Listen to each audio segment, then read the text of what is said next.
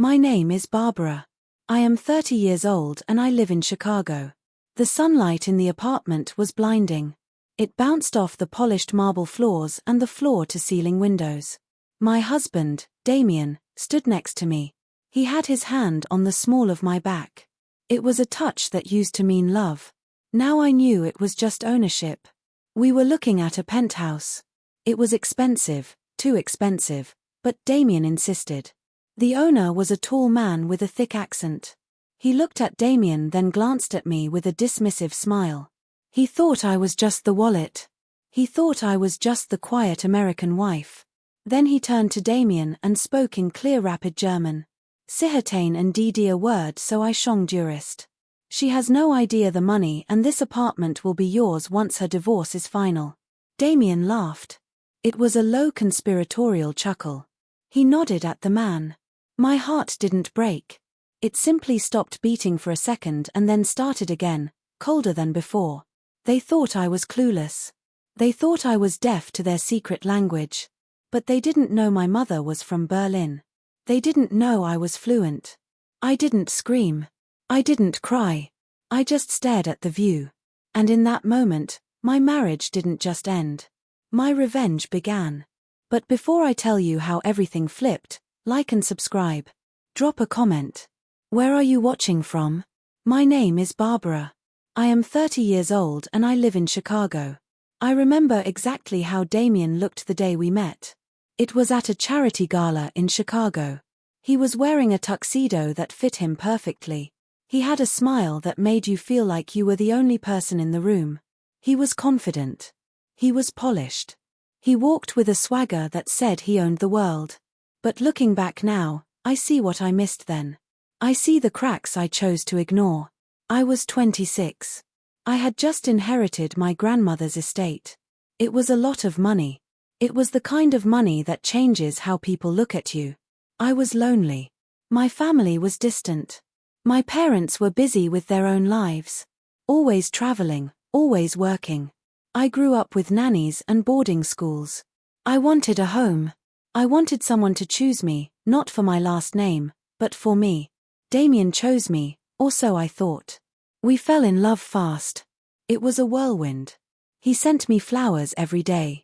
He wrote me notes. He listened to me when I talked about my art, my fears, my dreams. No one had ever listened to me like that. He seemed so strong. He seemed like the protector I always wanted. We got married 6 months after we met. My brother James warned me. He said, "Barbara, you don't know him. He has debt. His business is failing." I didn't listen. I told James he was being cynical. I told him Damien loved me. I was wrong.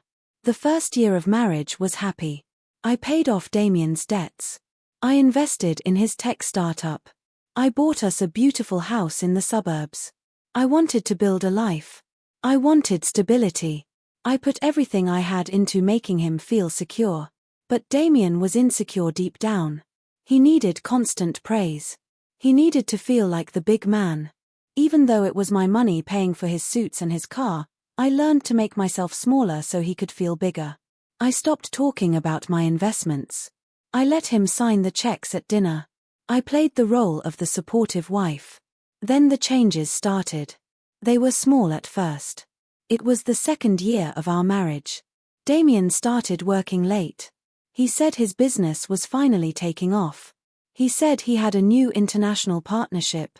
I have to take calls from Europe. He told me one night pacing in the living room. "It's a big deal, Barbara. This is going to make us millions." "We have millions, Damien," I said gently. He snapped at me. "That's your money. I want my money." That was the first time I felt a chill. He resented me. He resented that I saved him. He started locking his phone. He changed his passcode. When I walked into the room, he would flip his screen down. If I asked who he was talking to, he would say, "Just work. You wouldn't understand the technical details." Then came the German. I found a book on his nightstand one evening. "Learn German in 30 days. "I didn't know you were learning a language," I said, picking it up. He snatched it from my hand. "It's for business." The new partners are in Zurich. I need to impress them. I can help you, I said. My mother was German. I speak it. He laughed. It was a dismissive sound. Barbara, you speak kitchen German. You know how to order sausages and say hello to your grandmother. This is business German. It's complicated. Don't worry about it. He didn't know. I never spoke German around him because he didn't like it. He said it sounded harsh.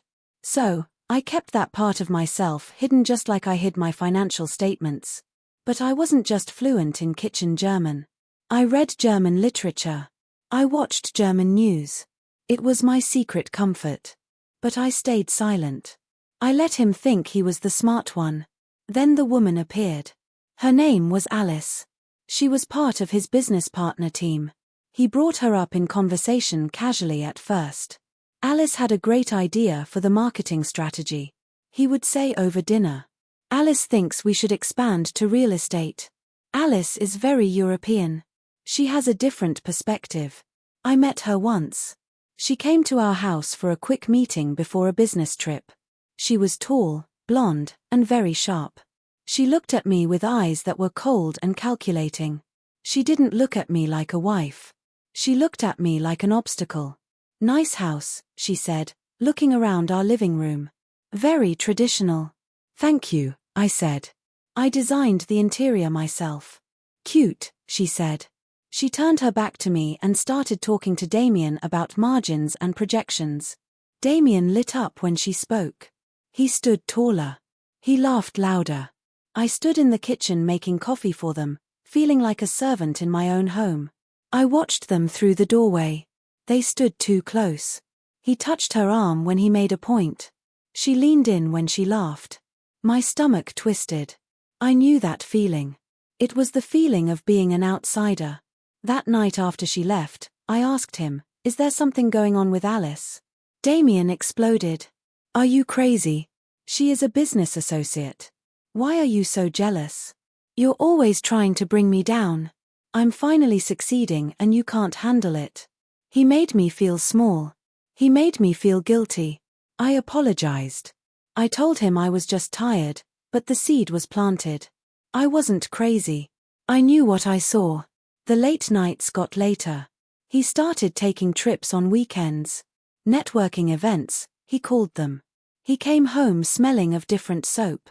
He bought new clothes, styles he never liked before, sharper, more European. I was lonely. I sat in that big house, surrounded by things I bought, waiting for a husband who didn't want to be there. I tried to talk to my brother, James, but I couldn't bring myself to admit he was right. I was too proud. I wanted to fix it. I wanted to believe in the lie. So, I waited. I watched. I stopped asking questions. And that was when I started to see the truth. The unraveling didn't happen with a bang. It happened on a Tuesday evening over a plate of pasta. Damien was in a good mood. He was humming to himself. He had just come back from a conference in Miami. He was pouring wine into 2 glasses. Here you go, Alice, he said. The room went silent. The air felt heavy. He froze. He held the glass of wine in midair. I looked at him. I didn't blink. What did you call me? He laughed. It was a nervous, high-pitched laugh. I said, Barbara, you're hearing things, honey. I was just on the phone with Alice all day about the merger. Her name is stuck in my head. You called me Alice, I said calmly. I did not. He slammed the glass down. Wine splashed onto the white tablecloth. Stop being so dramatic. You're always looking for a fight. He stormed out of the room. He went upstairs and slammed the bedroom door. I sat there at the dining table. I looked at the red stain spreading on the white cloth. It looked like blood. I didn't follow him. I didn't go upstairs to beg for forgiveness like I usually did. Something inside me had shifted. The doubt was gone. The confusion was gone. I knew. I waited until 2 a.m. I lay in bed next to him, listening to his breathing. When his breathing became deep and rhythmic, I slipped out of bed. I went downstairs to his home office. He was careful, but he was arrogant. He thought I was stupid. He thought I was just the creative wife who didn't understand technology. I opened his laptop. I knew his password. He had changed it, but I had watched him type it in last week over his shoulder. It was success when he 24. I typed it in. The screen glowed blue in the dark room. My hands were shaking, but my mind was clear. I didn't look at his emails first. I went straight to his files. I searched for Alice. Nothing came up. I searched for business plan. Nothing. Then I saw a folder on the desktop labeled Project Freedom. I clicked it. My heart hammered against my ribs. There were subfolders. Assets, legal, timeline. I opened assets first. There was a spreadsheet. It listed everything. My trust fund, the house, the investment accounts, the vacation home in Aspen. Next to each item was a value and a note on how to liquidate it or transfer it. He had listed my grandmother's jewelry collection. He had estimated the value of my art studio. I felt sick. He wasn't just cheating. He was calculating. He was counting my money as his own. I opened the legal folder.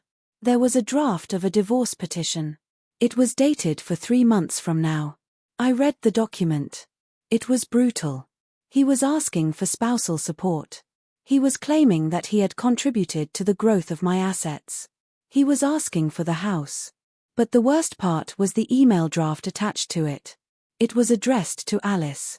Subject: almost there. Body: just hang tight, baby.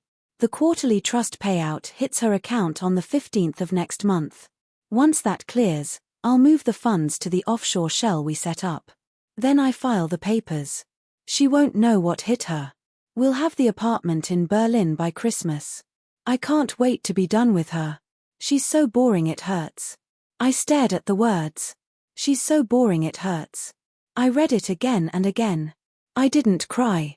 I expected to cry. I expected to fall apart, but I didn't. Instead, I felt a strange sensation. It was like a heavy coat had been taken off my shoulders for years. I had worried that I wasn't enough. I had worried that I was too needy, too quiet, too plain. I had tried so hard to be the perfect wife. But it wasn't about me. It was never about me. He was a predator. I was prey. He didn't love me. He didn't even like me. He was just tolerating me until he could steal enough money to leave. I closed the laptop. I wiped the trackpad with the hem of my shirt to remove my fingerprints. I sat in the dark office for a long time. I looked at the family photos on his desk. There was a picture of us on our honeymoon in Italy. He was smiling. I was looking at him with adoration. I took the photo frame and placed it face down. The Barbara who loved him died in that chair. The Barbara who trusted blindly was gone. I stood up. I felt different. I felt cold but strong. I went back upstairs. I climbed into bed next to the man who was planning to destroy me. He rolled over in his sleep and draped his arm over me. I didn't flinch. I lay there wide awake staring at the ceiling. He had a plan. He had a timeline. He thought he had 3 months. He was wrong. I had the information now. And information is power. I closed my eyes, but I didn't sleep. I started planning. The next morning, I woke up before him. I made coffee. I made pancakes. I put fresh flowers on the table. When Damien came down, I greeted him with a smile. "Good morning, honey," I said. I kissed his cheek. "I'm sorry about last night. I was tired. I shouldn't have snapped at you." He looked relieved. He kissed me back. "It's okay, babe. I know you've been stressed. Let's just forget it." "Forgotten," I said. He ate the pancakes. He talked about his day. I nodded. I listened. I laughed at his jokes. Inside, I was screaming. But on the outside, I was the perfect picture of a submissive, loving wife. I had become an actress. It was the most important role of my life. As soon as his car pulled out of the driveway, I went to work. I didn't call the family lawyer. Damien knew him. I needed someone new, someone aggressive. I drove into the city. I met with a woman named Margaret. She was known as the shark in legal circles. She had a small office, but her suits were sharp and her eyes were sharper. I sat in her office and laid it all out. I told her about the laptop. I told her about the timeline. I told her about Alice. I don't just want a divorce. I told her. I want to destroy him. I want him to leave with nothing, not a penny. Margaret smiled. I can do that, but you have to be patient. You have to play the game. I can play, I said. For the next 4 weeks, I lived a double life. By day, I was moving money. I instructed my bankers to freeze the joint accounts, but to make it look like a system error if he checked. I transferred the bulk of my inheritance into a trust that was untouchable. I put the deed to the summer house in my brother's name. I hired a private investigator. He followed Damien. He got photos of Damien and Alice at hotels. He got copies of their restaurant receipts. He tracked the business trips. Every night Damien came home and I played the doting wife. How was work? I asked. Exhausting, he would say, looking at his phone. But we're making progress. I'm so proud of you, I would say. He bought it. He was so arrogant, so sure of his own intelligence that he never suspected I was making moves. He thought I was the same naive girl he married. It was hard. There were moments when I wanted to scream. There were moments when he would touch me and my skin would crawl. One night we were watching a movie. He put his head on my lap. You know, he said, I think we should take a trip soon, just the two of us. Maybe back to Italy. I stroked his hair. That sounds lovely, Damien. I knew exactly why he said that. I had seen the file. He planned to take me to Italy, distract me, and have me sign some tax documents, which were actually power of attorney forms. Maybe in the fall, I said. Sure, he said. In the fall, he fell asleep on my lap. I looked down at his face.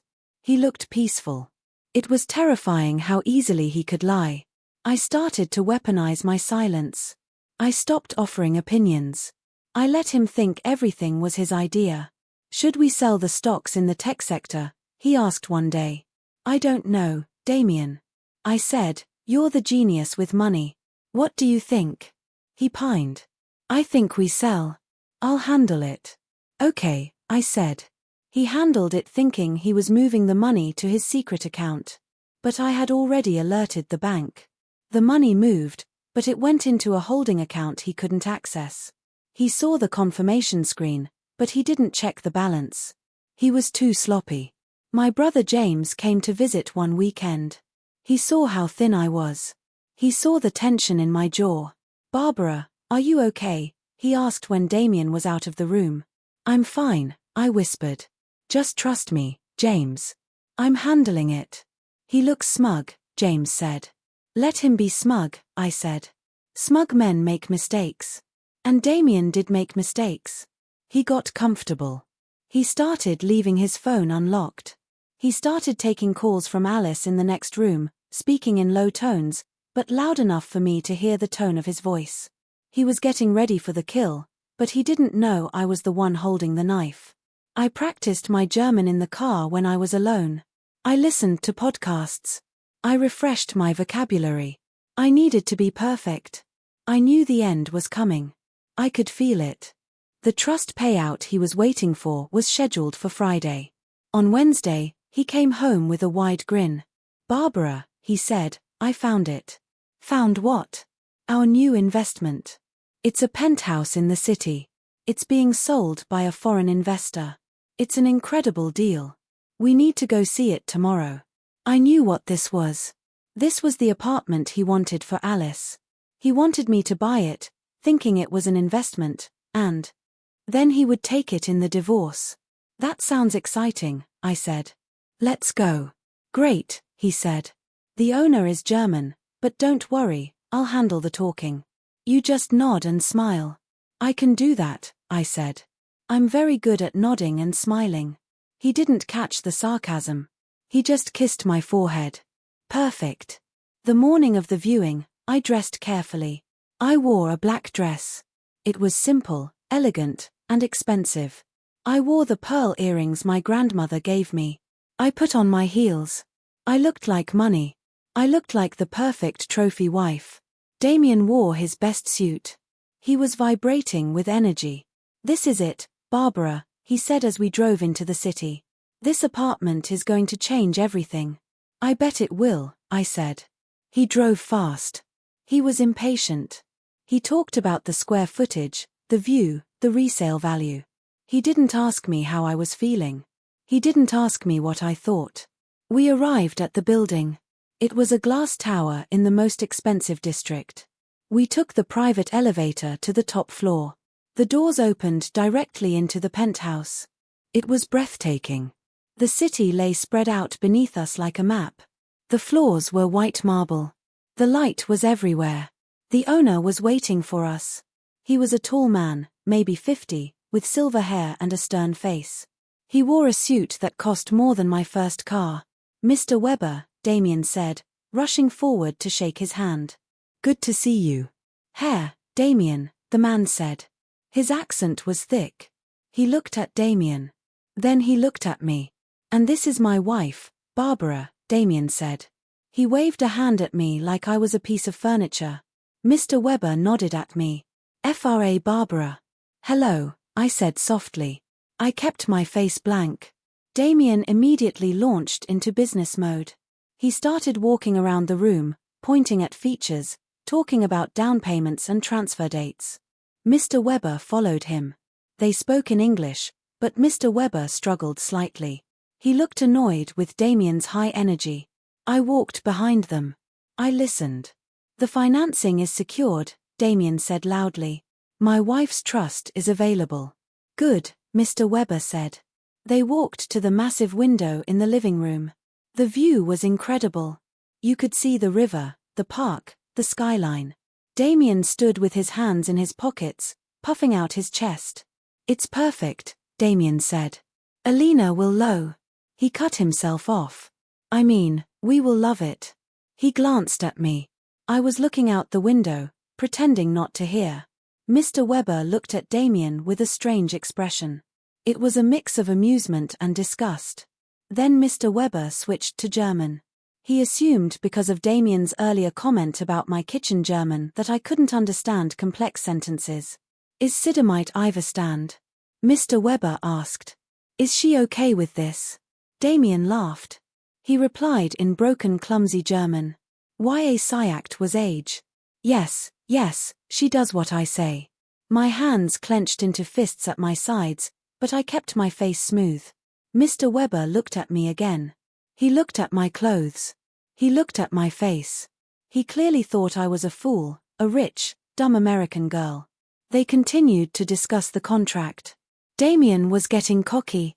He was making jokes in English, then trying to translate them into German, failing miserably. Mr. Weber was getting more candid. He started making comments in German that were not meant for my ears. "Der Preis hoch ist oder?"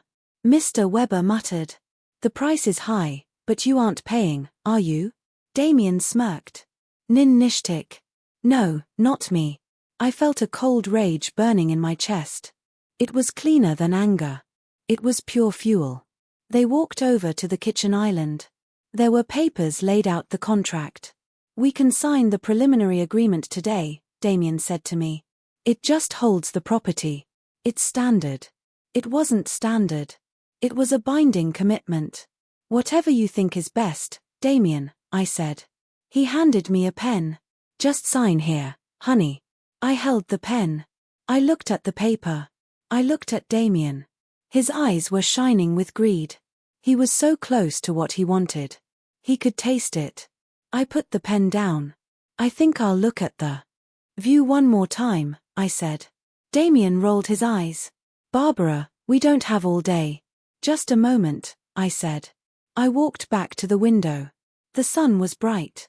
I took a deep breath. This was it.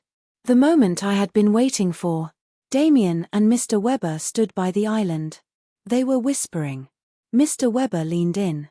He spoke in German loud enough for me to hear across the room but low enough that he thought it was private. "Sihatang Didar Warden so I Shong Durchist. She has no idea the money and this apartment will be yours once her divorce is final." Damien laughed that low conspiratorial chuckle. The trap was snapped. They had walked right into it. I turned around slowly. I faced them. The sunlight was behind me. I saw Damien's silhouette. I saw the smirk on his face. He thought he had one. He had no idea. I took a step forward. The silence in the room was sudden. It was time to speak. Time seemed to stop in that luxury penthouse. The German sentence hung in the air like a toxic cloud. Sichertain dead as Gel and Duan Dereen. So I her shodist. She has no idea the money and this apartment will be yours once her divorce is final. I stood there by the window. My back was to them. I didn't move a muscle. I didn't turn around immediately. I wanted to let the words sink into my skin. I wanted to remember this moment for the rest of my life. Damien was laughing.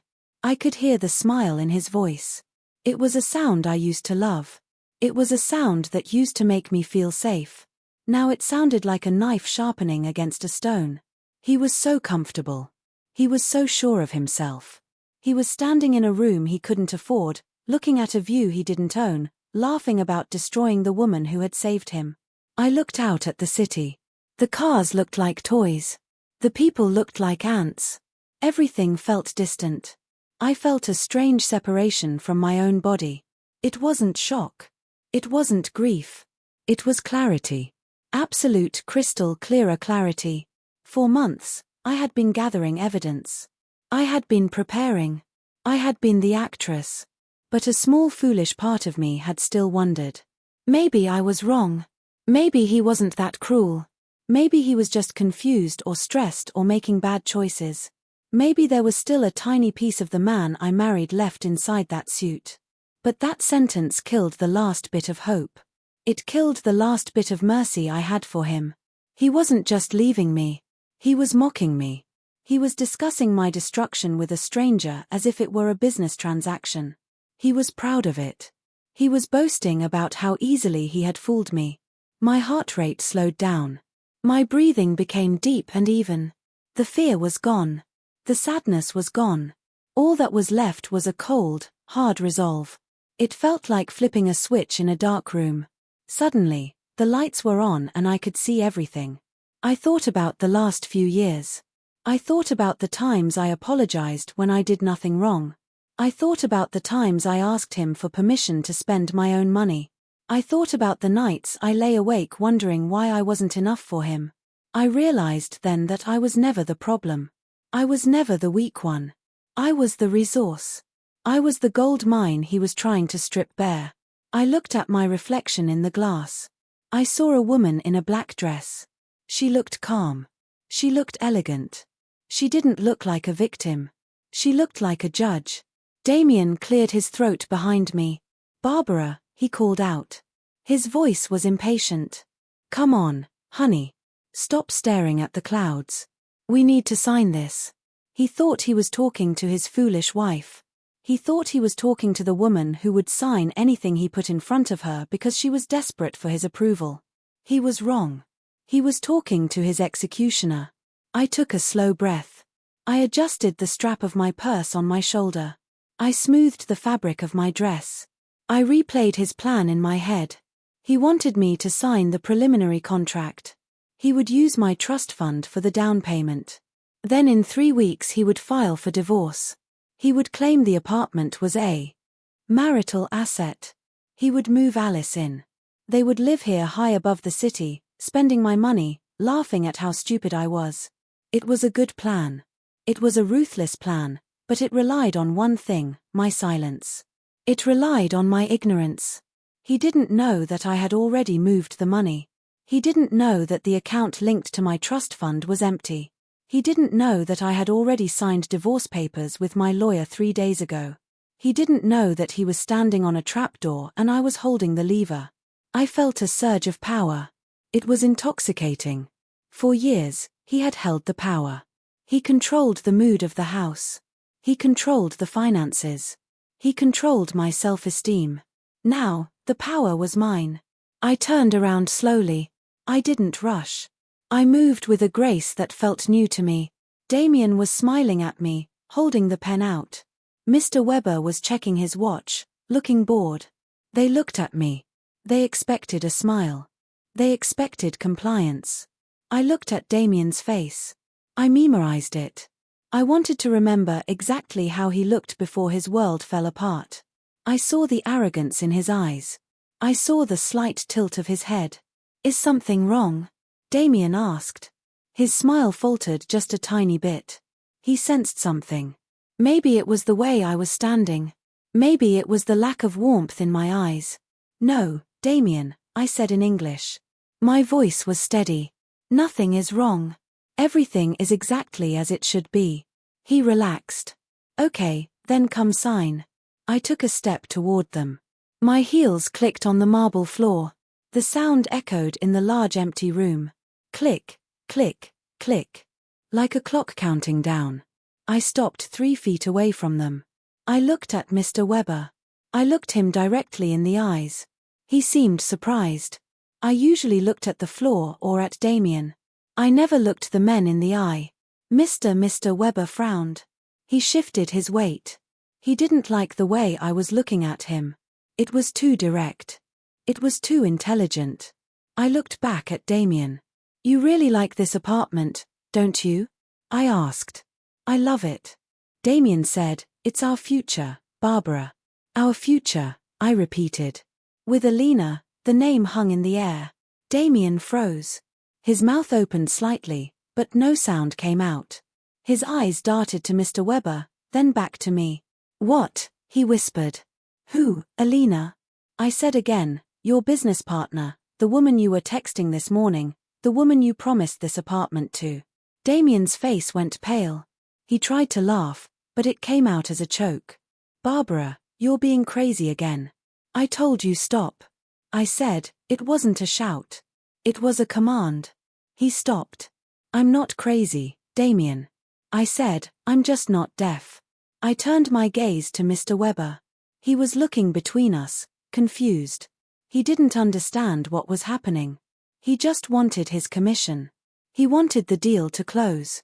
He opened his mouth to speak, probably to tell us to keep our domestic issues at home. But I didn't let him speak. I smiled. It was a cold, sharp smile.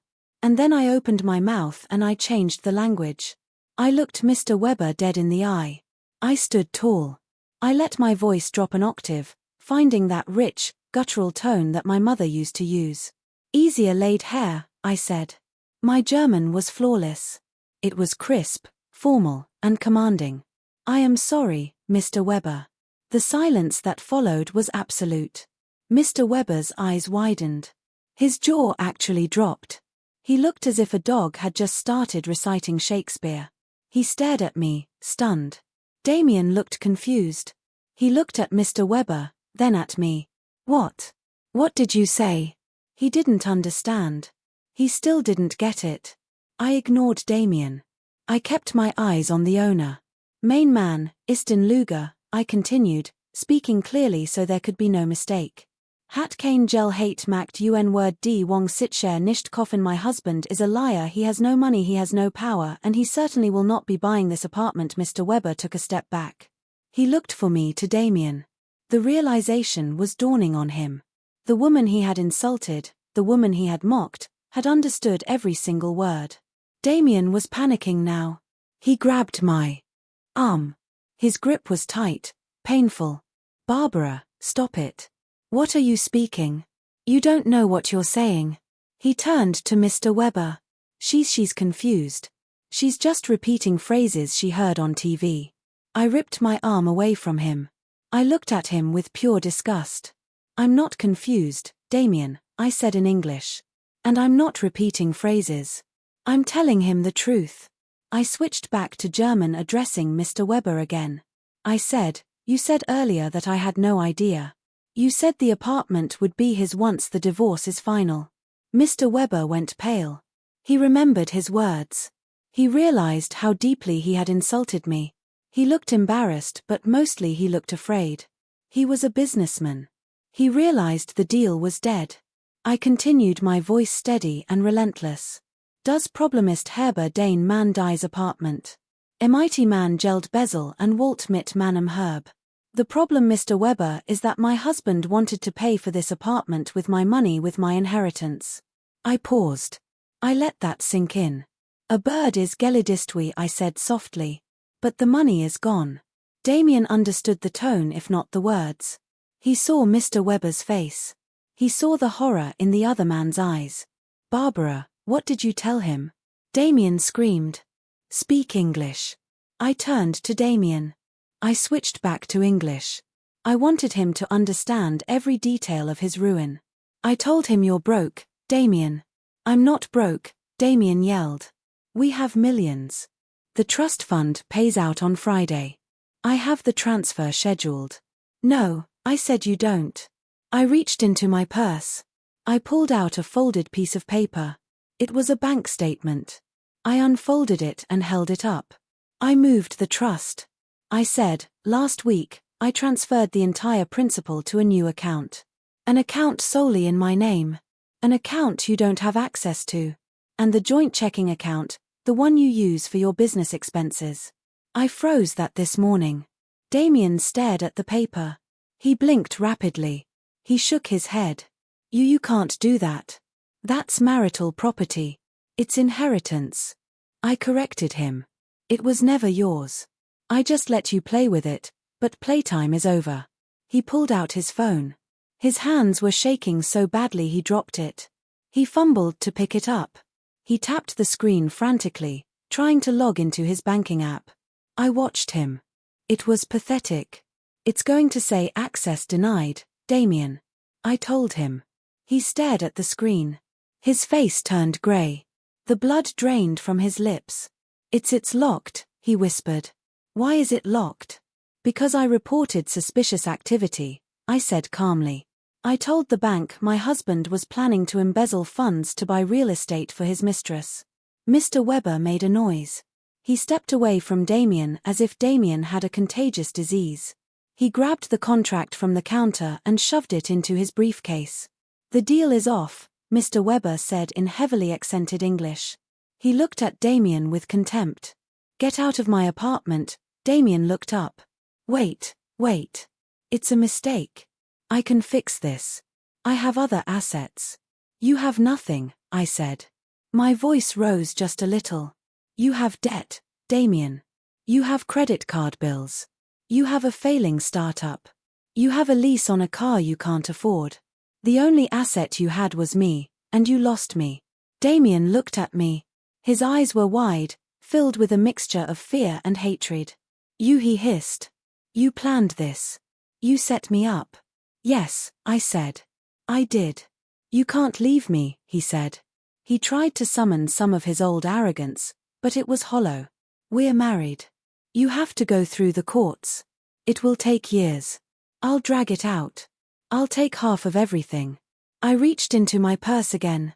I pulled out a thick envelope. I already filed, I said. My lawyer filed the petition 3 days ago on the grounds of adultery and attempted fraud. We submitted the evidence, Damien. The emails, the text messages to Alice, the financial records where you tried to hide assets, the photos of you two in Miami. I tossed the envelope on the marble island. It landed with a heavy thud. You've been served, I said. Damien looked at the envelope. He looked like he was going to vomit. Mr. Weber was watching us, fascinated and horrified. He clearly wanted us to leave, but he couldn't look away. You have nothing, I repeated. The house is in my name. The cars are in my name. The investments are in the trust. You are walking out of here with the suit on your back and a phone bill you can't pay. Damien slumped against the counter. His legs seemed to give out. He looked at the floor. The reality was crushing him. The confident man who walked in here 10 minutes ago was gone. He was replaced by a scared small boy. Barbara, he whispered. Please, let's talk about this. We can work this out. I'll end it with Alice. It was a mistake. It meant nothing. You know I love you. I looked at him. I felt nothing. No pity, no love, no anger, just a vast empty indifference. Don't, I said. Don't insult me. You don't love me. You called me boring. You said I was so boring it hurt. Remember? He flinched. He knew I had read his emails. He knew there was no lie he could tell that would save him. I learned German for you, I said quietly. I tried to help you. I gave you everything and you laughed at me in front of strangers. I turned to Mr. Weber. Ich tut mir leid für die Durang. I said politely. I am sorry for the disturbance. Mr. Weber nodded slowly. He looked at me with a new expression. Respect. Jan sigh. He said to Damien, go.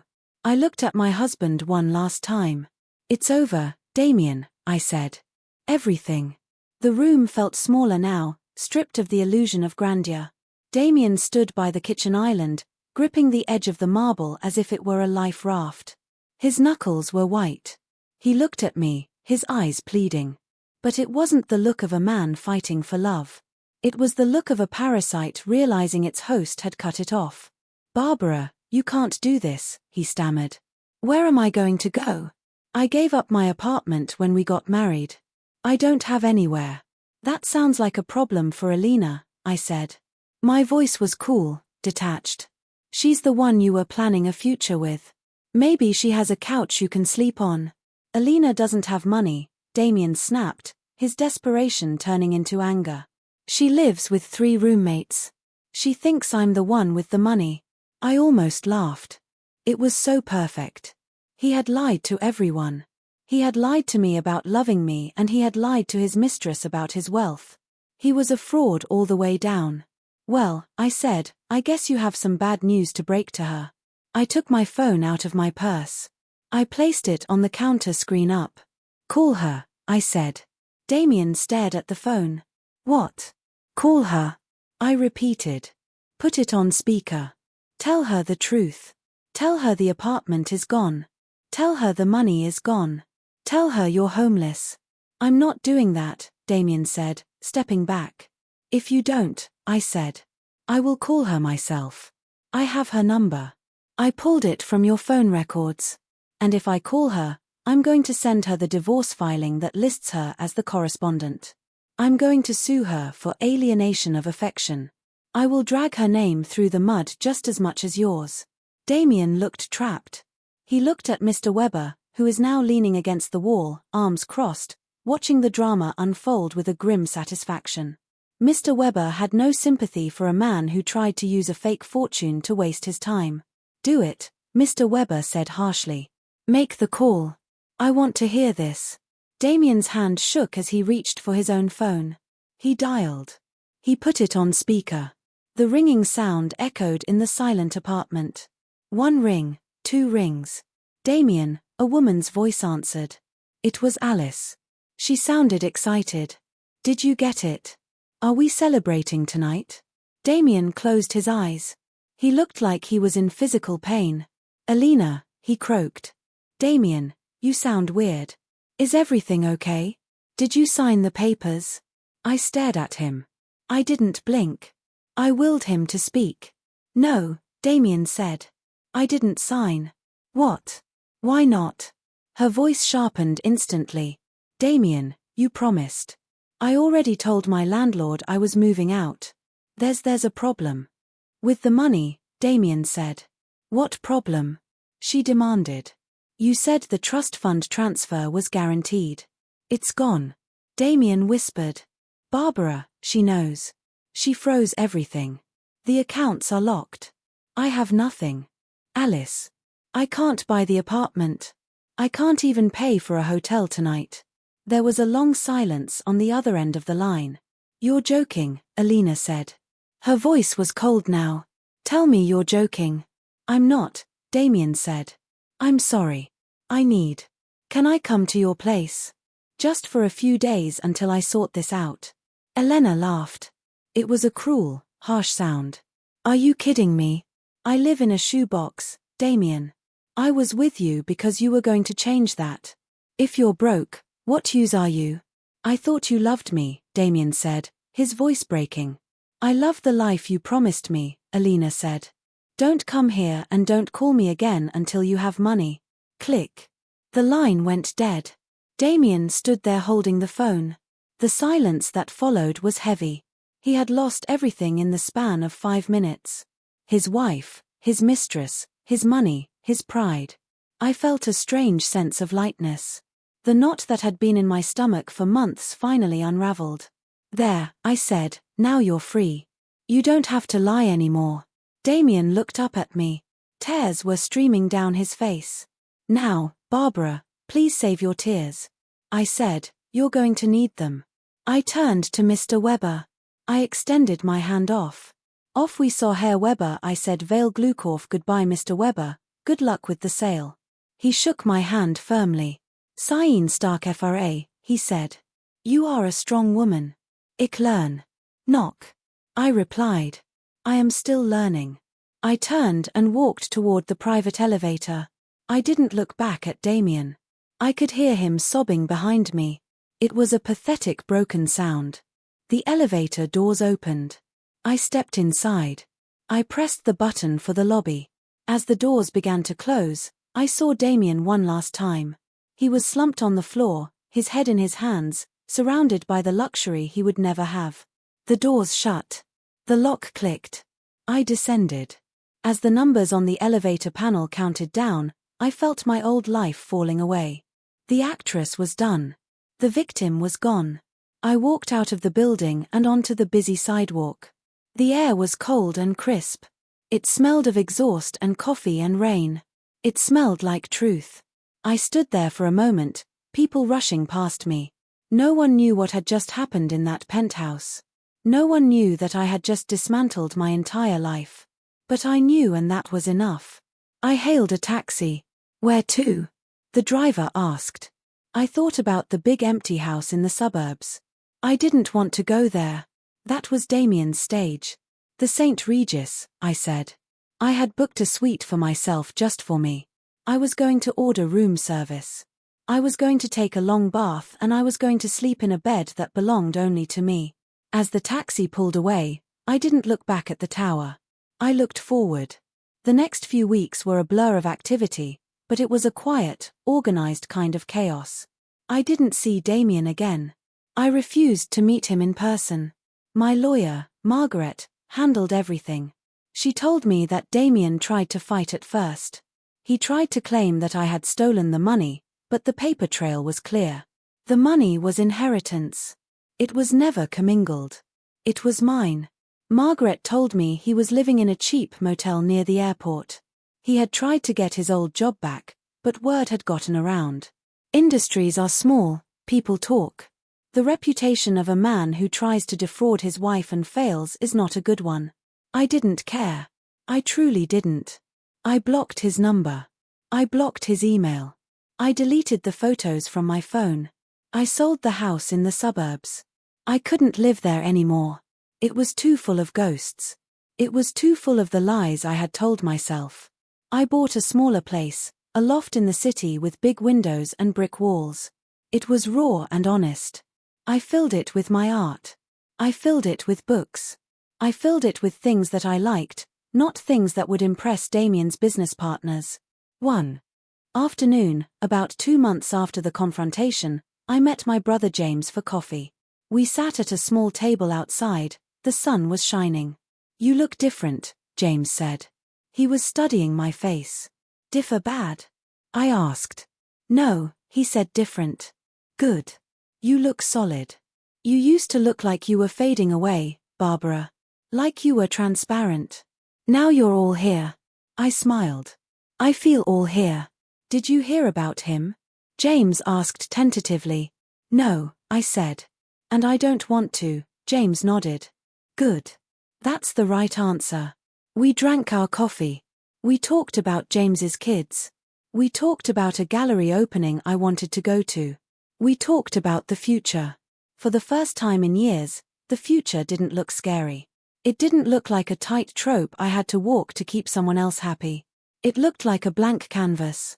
I realized that revenge isn't about hurting the other person. That's just a byproduct. Real revenge is about refusing to be the person they wanted you to be. Damien wanted a fool. He wanted a silent, submissive bank account. I became a warrior. I became a speaker of truths. I started taking German classes again. Real ones at the university. I wanted to master the language completely. I wanted to reclaim it. It wasn't just a tool for revenge anymore. It was a part of my heritage. It was a part of my mother. In class, we read stories about resilience. We read about history. I loved the precision of the language. I loved how you could build a sentence that stood like a fortress. One rainy Tuesday, I was walking home from class. I passed a restaurant where Damien and I used to go. I saw a couple in the window. The man was talking, gesturing, looking important. The woman was nodding, smiling, making herself small. I stopped and watched them for a second. I felt a pang of sadness, not for me, but for her. I wanted to walk in there and tell her to wake up. I wanted to tell her to check his phone, to check the bank accounts, to learn a second language, but I knew she wouldn't listen. You can't save people who aren't ready to be saved. I wasn't ready until I saw the folder on the laptop. I wasn't ready until I heard the words in German. I walked away. I turned the corner onto my street. I saw my building. I saw the light on in my window. I had left it on a timer so I wouldn't come home to a dark house. I walked up the stairs. I unlocked the door. The apartment was quiet, but it wasn't a lonely silence. It was a peaceful silence. It was the silence of a space that is safe. I made myself a cup of tea. I sat by the window and looked out at the city lights. I thought about Damien one last time. I thought about how small he must feel now. I thought about how he had underestimated me. He thought I was weak because I was kind. He thought I was stupid because I was quiet. He forgot that silence isn't empty. Silence is full of answers. I took a sip of tea. It was warm and sweet. I was 30 years old. I was alone. I was divorced. And I had never been happier. I had my money. I had my dignity. And I had my voice. I spoke into the empty room just to hear the sound of it. "Icking frei," I whispered. "I am free." If someone has ever played you for a fool, remember this. Silence is strategy. Timing is power. Revenge doesn't need to be violent, just precise. Sometimes the best thing you can do is let them think they are winning right up until the moment they lose everything. Trust your gut. Watch the signs and never ever let someone convince you that you are less than you are. Tell me your story in the comments. Have you ever had to reclaim your life from someone who underestimated you? Hit like and subscribe for more true stories where the underestimated rise and the truth takes its final perfect bow.